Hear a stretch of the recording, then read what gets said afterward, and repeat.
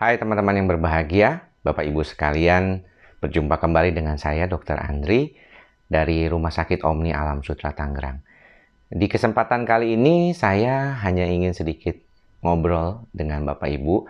Sebelum memulai hari tentunya saya berharap Bapak Ibu juga selalu sehat bahagia, teman-teman semua juga. Dan apa yang akan saya bicarakan pada kesempatan kali ini lebih kepada bagaimana kita bisa lebih baik ke depannya. Dan tentunya ini dimulai dari bagaimana mengenal diri kita sendiri. Sebenarnya banyak orang yang tidak menyadari atau melakukan sesuatunya itu tidak disadari. Dia bisa berlaku baik kepada satu orang, tapi dia tidak bisa berlaku baik kepada orang yang lain. Dia mungkin bisa berlaku baik kepada satu orang, tetapi dia memperlakukan yang salah kepada orang lainnya.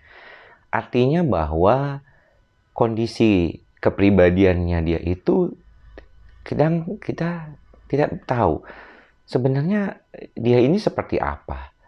Dan kalau kita berbicara tentang bagaimana mengelola pikiran dan perasaan kita, tentunya adalah lebih baik kalau kita melakukan sesuatu itu seperti apa adanya. Problem yang berkaitan dengan kehidupan kita seringkali munculnya dikarenakan sesuatu yang sebenarnya dari diri kita sendiri. Banyak di antara kita mungkin merasa bahwa mungkin kita perlu melakukan sesuatu untuk mengubah diri kita. Tetapi seringkali hal tersebut tidak terjadi. Nah, mengapa itu bisa demikian? Karena pada faktornya terjadi sesuatu yang di luar daripada kemampuan kita sendiri mengenali diri kita. Nah, ini yang perlu diperhatikan ya oleh Bapak Ibu sekalian. Karena problem yang berkaitan dengan kemampuan diri kita untuk mengenali diri kita sendiri itu perlu dilatih. Ya, tidak bisa gitu sembarangan, tidak bisa naturalnya kita memahami atau mengerti. Kita perlu mencoba belajar sedikit demi sedikit, belajar tahapan demi tahapan agar kita mampu untuk mengenali diri kita.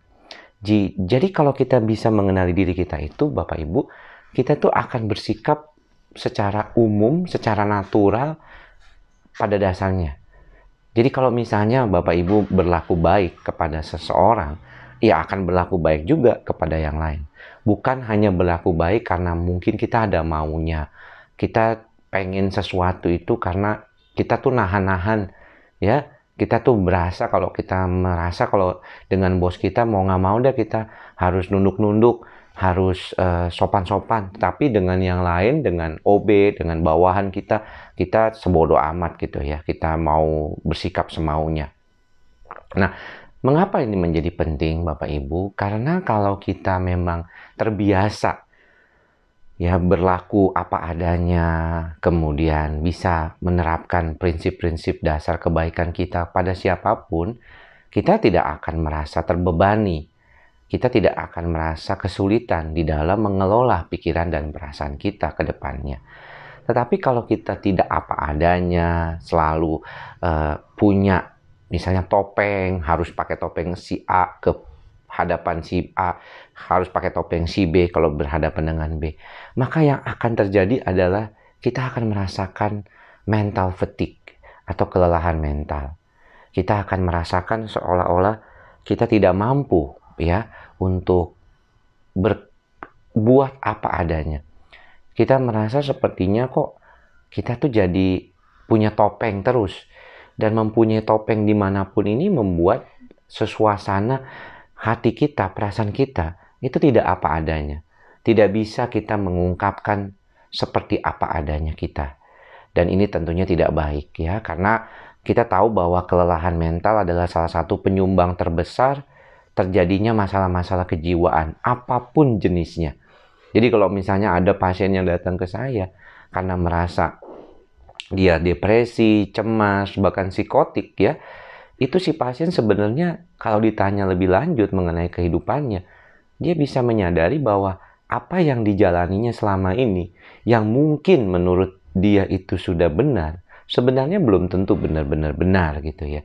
Banyak kepalsuan-kepalsuan, banyak hal-hal yang dia nggak bisa jadi apa adanya dia. Dan dia selalu berusaha untuk hiding atau bersembunyi di dalam dirinya sendiri. Tidak bisa keluar sebagaimana apa adanya. Dan ini adalah beban yang tidak nyaman tentunya buat Bapak Ibu dan teman-teman semua yang menghadapinya setiap hari. Saya juga berupaya selalu untuk menjadi apa adanya. Terkadang tentunya di dalam kehidupan kita tidak akan semulus apa yang kita alami atau kita dapatkan sehari-harinya. Tetapi kalau kita berupaya untuk menjadikan diri kita apa adanya, membuat kemampuan kita menjadi lebih baik lagi ke depannya untuk bisa akhirnya lebih sehat mentalnya. Ya, kalau kita ini banyak kepalsuan, banyak kesel ya, dan banyak memendam itu dalam diri kita, akan sulit sekali. Jadi tampilkanlah apa adanya, jadilah orang yang baik apa adanya kepada siapapun. Dan inilah yang penting untuk kita lakukan. Demikian apa yang bisa saya sampaikan pada kesempatan kali ini. Mudah-mudahan semuanya berbahagia. Semoga semua makhluk berbahagia. Salam sehat jiwa. Bye-bye.